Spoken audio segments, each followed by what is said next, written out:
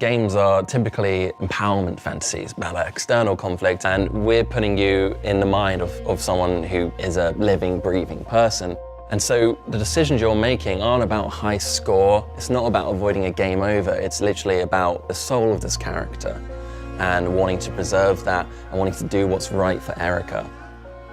I think if you're not familiar with games, the easiest way to pitch this would be to say it was like an interactive film, but we think it kind of doesn't deserve to be like a subsidiary of like an existing sort of medium. It really feels like it's its own sort of thing between something like film and games. So we don't want to say too much right now about the story, but ultimately this is Erica's story and you are guiding it. And the heart of that story kickstarts with a traumatic childhood event, which haunts her until her adulthood. She's contacted by an old family friend who believes that in her mind somewhere is the key to the identity of a killer that's on the loose. But then what starts happening is that the killer comes into the picture as well and starts to contact Erica, and then you're stuck between these two perspectives, these two sides of the same coin, and not really knowing who is the one to trust. And the choices you make end up sort of creating a bias towards one or the other, and ultimately these pile up to give you this tough choice towards the climax of the game as to what you think the truth really is.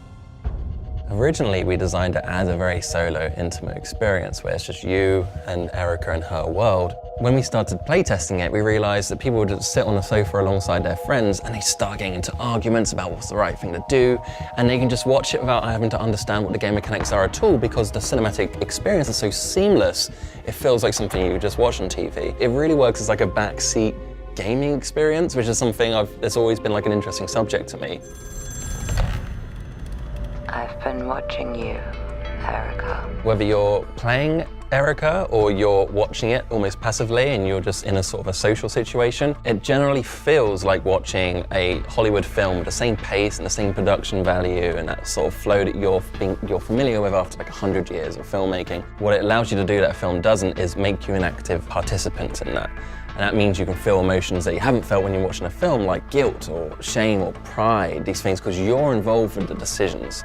So the way it's structured is very much like a sort of a typical feature film. It's always moving forward, it's always seamless transitions, and you're pushing it forward with the words that you choose for Erica to speak.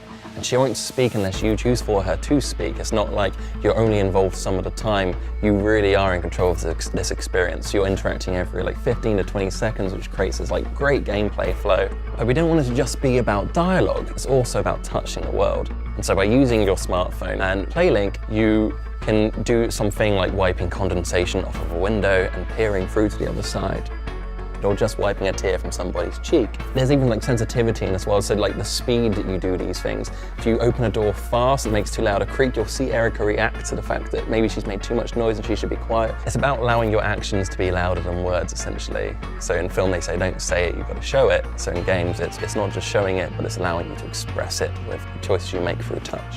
The thing that excites me mostly is that I really hope Erica is a start of something new, because we had to throw out the rule book on how we develop games. What Erica's going to give us is the foundation for what could be endless amounts of stories for years to come.